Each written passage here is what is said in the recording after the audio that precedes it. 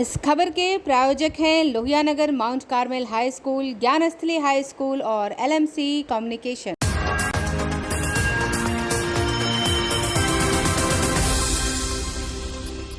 नमस्कार, आप देख रहे हैं आंखें न्यूज 24। रात 8 बजे की ताज़ातरीन खबरों के साथ मैं हूं दिव्या। सबसे पहले नजर डालते हैं आज के मुख्य समाचारों पर। मुख्यमंत्री नीतीश कुमार ने कहा, बिहार में तेजी से बढ़ रही है प्रति व्यक्ति आय, समाज सुधार अभियान से हुआ फायदा।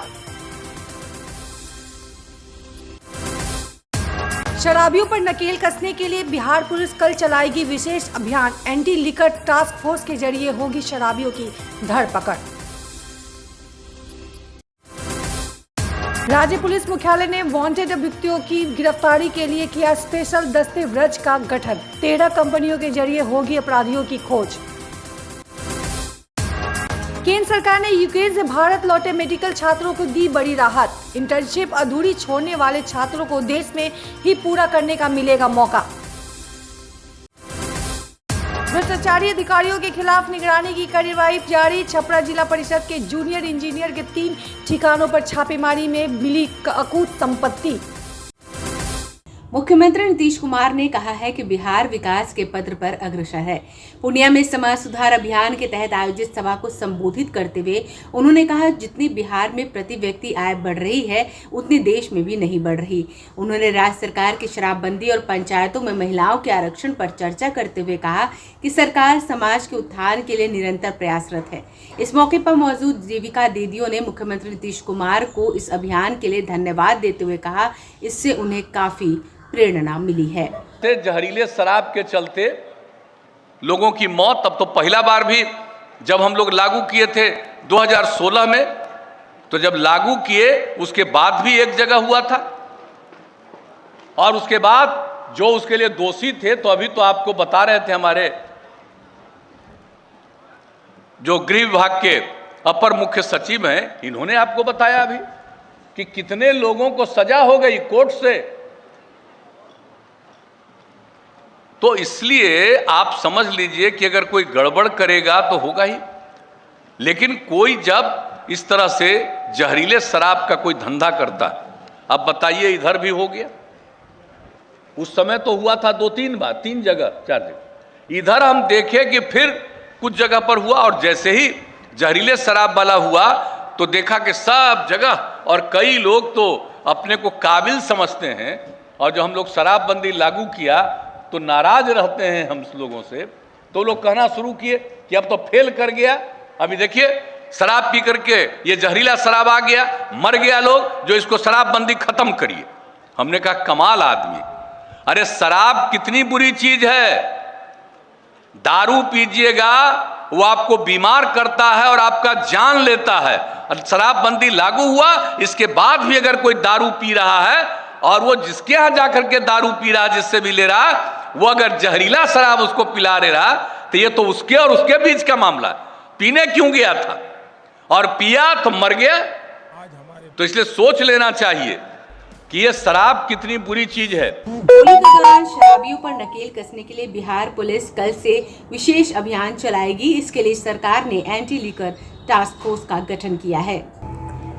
होली में शराब पीकर हुड़दंग मचाने वालों की अब खैर नहीं है। बिहार पुलिस मुख्यालय ने होली में जाम छलकाने वालों पर शिकंजा कसने के लिए कल यानी 5 मार्च से विशेष अभियान चलाने का फैसला किया है। विशेष अभियान के लिए एंटी लिकर टास्क फोर्स का गठन किया गया है। बिहार के DGP SK सिंघल ने इस मामले को लेकर आदेश जारी किया है। Anti liquor task force Holi के दौरान शराबबंदी को सख्ती से लागू कराने के लिए विशेष चौकसी बरतेगी। होली का रंग शराबियों के हुड़दंग से फीका न पड़ जाए, इस बात का पूरा ध्यान रखा जाएगा। पर्व के दौरान शराबबंदियों को लेकर सख्ती बढ़ाई जाएगी। शराब पीने और बेचने वालों पर कड़ी नजर रखने के लिए बाइक ड्रोन और बड़े स्कैनर का सहारा लिया जाएगा। उत्पाद आयुक्त V कार्तिकेय धनजी ने सभी जिला अधीक्षकों को प्रत्येक 50 किलोमीटर के दायरे में बाइक गश्ती करने का निर्देश दिया है। इसके लिए जिला पुलिस बल को भी बाइक उपलब्ध कराई जा रही है। इसके अलावा रात में भी ड्रोन से दियारा और नदी इलाकों में निगरानी और छापेमारी करने का निर्देश दिया गया है। इसको लेकर सभी जिला अधीक्षकों को निर्देश जारी कर दिया गया है। सभी जिलों को शराब के ऐसे धंधेबाजों को चिन्हित कर सूची बनाने को कहा गया है जो बार बार शराब के अवैध अड्डे लगा रहे हैं। ऐसे लोगों पर विशेष नजर रखी जाएगी। आदतन अपराध करने वाले ऐसे शराब के धंधेबाजों को गिरफ्तार कर जेल भी भेजा जाएगा। चलंत फुल बॉडी स्कैनर के द्वारा राज्य के 5 चेकपोस्ट पर सघन जांच अभियान चलाने को कहा गया है। देखिए, अब जैसे होली पर्व जो है वो आने वाला है, तो इसके अंदर किसी ना किसी तरीके से या चोरी छुपे तरीके से वो हम लोग ये एक्सपेक्ट करते हैं कि लोग जो हैं वो अलग अलग तरह की शराब को लेके आएंगे इस्तेमाल करने के लिए। इसी बात के मद्देनज़र हम लोगों ने कल की मीटिंग में 2 तरह की डायरेक्शन दी है। एक नहीं है, डायरेक्शन 2 तरह की है, वो मैं अभी आपको और थोड़ा विस्तार में बता दूंगा।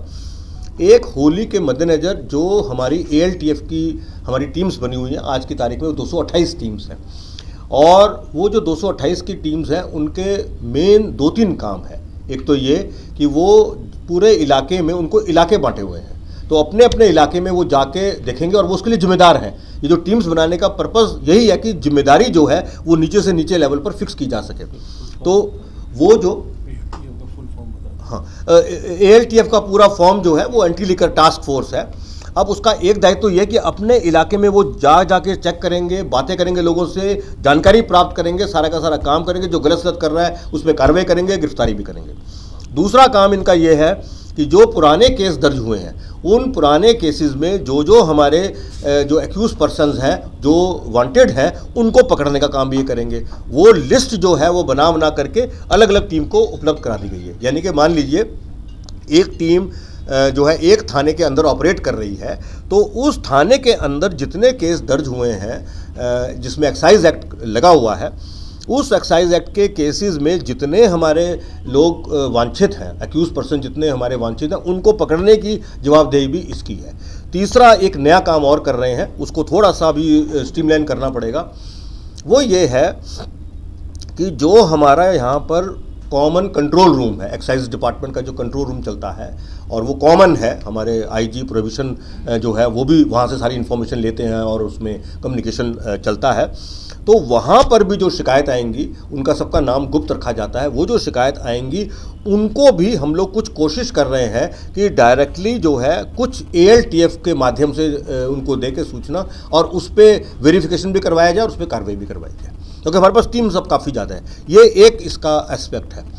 दूसरा एस्पेक्ट एक और है, और ये हमने कार्रवाई जो है वो करीब 2.5 महीने पहले से बनाई है। आप भी अवगत होंगे इस चीज़ से कि उससे पहले जो एंटी लीकर टास्क फोर्स थे उनकी संख्या एक तो बहुत ज़्यादा कम थी और वो इतने स्पेसिफिक नहीं थे। ये हमने बिल्कुल स्पेसिफिक काम करवा दिया है ताकि वो टीम ऑलमोस्ट इंडिपेंडेंटली जो है वो ऑपरेट कर सके। बिहार के पुलिस मुख्यालय में वांटेड अभियुक्तों की गिरफ्तारी के लिए एक स्पेशल दस्ते का गठन किया गया है। इस दस्ते का नाम है वज्र, जिसमें 13 कंपनियां शामिल हैं। राज्य पुलिस मुख्यालय ने वांटेड अभियुक्तों की गिरफ्तारी के लिए स्पेशल दल वज्र का गठन किया है, जिसमें 13 कंपनी और 47 प्लाटून है। इस दल का गठन ऑपरेशन वज्र के अंतर्गत किया गया है। ये दल मोस्ट वांटेड अभियुक्तों की गिरफ्तारी करेगा। इस मोस्ट वांटेड अभियुक्तों में हत्या, बलात्कार, मारपीट, महिला उत्पीड़न, अनुसूचित जाति जनजाति के आरोपी पर पुलिस कार्रवाई कर जेल भेजेगी। कंपनी है और 47 प्लाटून है। इन कंपनियों और इन प्लाटून को पूरी स्टेट में बिल्कुल स्पेसिफिक जगह पे रख के उनसे स्पेसिफिक काम कराए जा रहे हैं। वो काम उनको ये है, उसी तरह से जितने हमारे गंभीर धारा के केस हैं, जिसको हम स्पेशल रिपोर्ट केस बोलते हैं, चाहे वो हत्या का केस है, हत्या के प्रयास का केस है, अनुसूचित जाति जनजाति का केस है, विशेष प्रतिवेदित अलग तरह के जो केस हैं, पुलिस पर हमला के केस हैं, वो सारे के सारे केस में जितने एक्यूज्ड हमारे पेंडिंग हैं, मतलब जो एक्यूज वांटेड हैं पुलिस के द्वारा, उनकी भी सूची इनको देकर और इनसे डेली का डेली गिरफ्तारी करवाने का काम कराया जाता है। ये जो ऑपरेशन जो हमारा वज्र है, ये उसी के अंतर्गत जो है ये व्यवस्था है और ये बहुत ही महत्वपूर्ण व्यवस्था है। मैं केवल आपको उदाहरण के लिए 1 महीने का जितना कहेंगे मैं दे दूंगा, मैं आपको बता रहा हूँ। अब जैसे फरवरी का महीना बीता है, तो फरवरी के महीने में हमारे वज्र में, यानी कि जो ये 13 कंपनी और 47 प्लाटून हैं, इन्होंने हत्या में सम्मिलित 405 मुद्दाले पकड़े, पुलिस पर हमला के 211, हत्या के प्रयास के 976 और अनुसूचित जाति जनजाति के 303 और अन्य विशेष प्रतिवेदित कांडों के 3,254 कुल मिला के 5,149 जो है वो एक्यूज पकड़े हैं इन्होंने, और इसके साथ 243 अवैध आग्नेयास्त्र, 706 गोली वो भी इन्होंने पकड़ी है।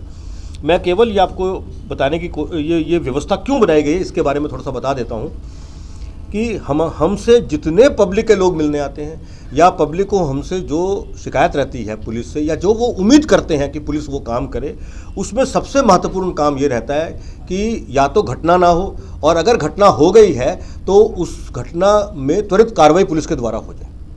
तो उस चीज़ को दृष्टिगत रखते हुए हमने ये सब व्यवस्था बनाई है, और हर एक में कार्रवाई का मतलब ये है कि अभियुक्तों की गिरफ्तारी वो त्वरित गति से चाहते हैं, वो अभियुक्तों की गिरफ्तारी के लिए ये सब व्यवस्था कर दी है। और इसका बहुत ही सकारात्मक प्रभाव जो हमारी स्टेट के क्राइम सिचुएशन है और लॉ एंड ऑर्डर की स्थिति पे जो है वो पड़ा है, क्योंकि ये जो कार्रवाई है वो कार्रवाई बिल्कुल तेज़ी से चल रही है, और इस कार्रवाई की बदौलत यहाँ तक कि हत्या के कांडों में भी कमी आई है। हत्या के कांड में कमी लाना बहुत मुश्किल काम होता है, क्योंकि उसके बहुत तरह के कारण होते हैं, लेकिन उसके बावजूद भी उसमें कमी आई है। रॉयट के केस में कमी है, बहुत सारे हेड में किडनैपिंग फॉर रैंसम में कमी है, SC/ST के जो केसेस हैं उसमें कमी आई है। तो ये सारी चीज़ जो है, जो हम लोगों ने बहुत सोच समझ करके विचार करने के बाद जो वज्र का गठन किया, और इसके अंदर 13 कंपनी और 47 जो प्लाटून है वो लोग जो दिन रात मेहनत कर रहे हैं। समाचारों में वक्त हो चला एक छोटे से अंतराल का। I am Shalini Singh, principal of Ludhianagar Mount Carmel School.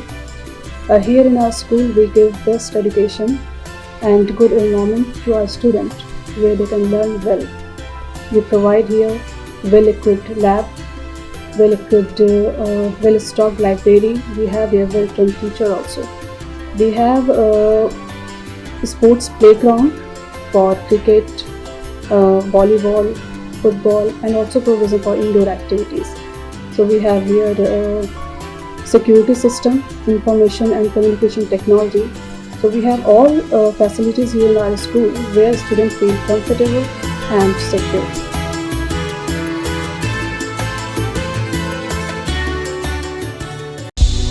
क्या आप पत्रकारिता के क्षेत्र में अपना कैरियर बनाना चाहते हैं? तो आज ही Royal Ashoka Institute of Mass Communication and Journalism में अपनी जगह सुनिश्चित करें। आर्यभट्ट ज्ञान विश्वविद्यालय पटना से मान्यता प्राप्त 100% प्लेसमेंट के साथ royal Ashoka Institute of Mass Communication and journalism नामांकन जारी है। हमारा पता है DS/16 गायत्री मंदिर के समीप, कंकड़ बाग, पटना 8,20,000। आप हमें संपर्क भी कर सकते हैं। हमारा मोबाइल नंबर है 9955456126। ब्रेक के बाद आपका फिर से स्वागत है। केंद्र सरकार ने यूक्रेन से लौटे मेडिकल छात्रों को बड़ी राहत देते हुए ऐलान किया है कि जिन छात्रों की इंटर्नशिप अधूरी रह गई है उन्हें भारत में पूरा करने का मौका मिलेगा। इसके लिए मेडिकल छात्रों को कुछ शर्तों का पालन करना होगा। एक रिपोर्ट।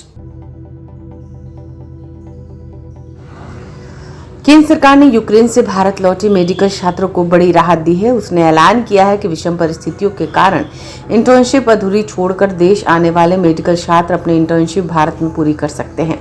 इसके लिए उन्हें कुछ शर्तें पूरी करनी होगी, जिसमें स्क्रीनिंग टेस्ट में पास होना भी शामिल है। देश के medical regulatory board national medical commission ने सर्कुलर जारी कर इसकी जानकारी दी है। बताते चले कि रूस और यूक्रेन के बीच जारी भीषण जंग के कारण भारी संख्या में मेडिकल छात्र अपने देश लौट रहे हैं। इनमें से कुछ छात्र ऐसे हैं जिन्होंने अपनी मेडिकल की पढ़ाई पूरी कर ली है लेकिन इंटर्नशिप नहीं कर पाए। ऐसे में मेडिकल छात्रों की चिंता का निदान करते हुए केंद्र सरकार ने उन्हें भारत में इंटर्नशिप पूरा करने का मौका देने का निर्णय लिया है। इससे पहले इंडिया के बाहर से मेडिकल की पढ़ाई करने वाले छात्र या छात्राओं को कोर्स के साथ साथ ट्रेनिंग और इंटर्नशिप भी बाहर करनी पड़ती थी, लेकिन सरकार ने कोरोना महामारी और यूक्रेन रूस युद्ध को देखते हुए कुछ बदलाव किए हैं। बदलाव के मुताबिक अब विदेशी मेडिकल स्नातक छात्र भारत में इंटर्नशिप पूरी कर सकते हैं। इस सुविधा के लिए छात्रों का फॉरेन मेडिकल ग्रेजुएशन एग्जाम पास करना जरूरी है। साथ ही स्क्रीनिंग टेस्ट पास करना भी अनिवार्य होगा। छात्रों को आवेदन से पहले ये शर्तें पूरी करना जरूरी है। इस खबर से वैसे छात्रों के चेहरे खिल उठे हैं जो अपनी मेडिकल की पढ़ाई पूरी नहीं करने के दर्द के कारण यूक्रेन से भारत आए थे। कई छात्र ऐसे थे जिन्होंने 2-3 महीने से डिग्री मिलने वाली थी, लेकिन युद्ध के कारण उन्हें भागना पड़ा। छात्र चिंतित थे कि उनके वर्षों की मेहनत बेकार चली गई, लेकिन केंद्र सरकार ने फैसला लेकर उनकी सारी चिंताओं को दूर कर दिया है। ब्यूरो रिपोर्ट, आंखें न्यूज़ 24। प्रदेश में भ्रष्टाचारियों के खिलाफ निगरानी की कार्रवाई लगातार जारी है। इसी क्रम में आज निगरानी विभाग ने छपरा जिला परिषद के जूनियर इंजीनियर के 3 ठिकानों पर छापेमारी कर अकूत संपत्ति का खुलासा किया। भ्रष्ट सरकारी सेवक के खिलाफ निगरानी की लगातार कार्रवाई जारी है। इसी सिलसिले में निगरानी ब्यूरो की टीम ने आज सुबह छपरा जिला परिषद के जूनियर इंजीनियर के 3 ठिकानों पर छापेमारी कर अकूत संपत्ति का खुलासा किया है। खबर लिखे जाने तक छापेमारी जारी थी। जानकारी के अनुसार छपरा जिला परिषद के जूनियर इंजीनियर के पटना के अलावा छपरा स्थित दफ्तर और पैतृक आवास की तलाशी ली जा रही है। निगरानी ब्यूरो की रेड में जमीन और फ्लैट के 40 से अधिक कागजात मिले हैं। पटना में 2 महंगे फ्लैट का पता चला है, वहीं कई बैंक लॉकर के कागजात मिले हैं। बताया जाता है कि इस भ्रष्ट जूनियर इंजीनियर ने अकूत संपत्ति बनाई है। इस बार अपनी पत्नी को पैसा के बल पर मुखिया बना दिया, वहीं बेटे को असिस्टेंट इंजीनियर के पद पर बहाली कराया है। इस केस में बेटा भी अभियुक्त बना है। कन्या अभियंता समूहनाथ सिंह जिला परिषद छपरा में भी पदस्थ है। उन्हीं के विरुद्ध 2 करोड़ रुपये से अधिक से दिया केस दर्ज हुआ है। केस नंबर 8/22 है, जो 3 तारीख को दर्ज हुआ है। उसी में 3 जगह छापेमारी हो रही है। 2 जगह एक छपरा, एक गरखा और एक ही यहाँ पटना में। सर आप अपना परिचय दीजिए। हाँ, अरुण पासवान, DSP। मुख्यमंत्री नीतीश कुमार ने कहा, बिहार में तेजी से बढ़ रही है प्रति व्यक्ति आय, समाज सुधार अभियान से हुआ फायदा।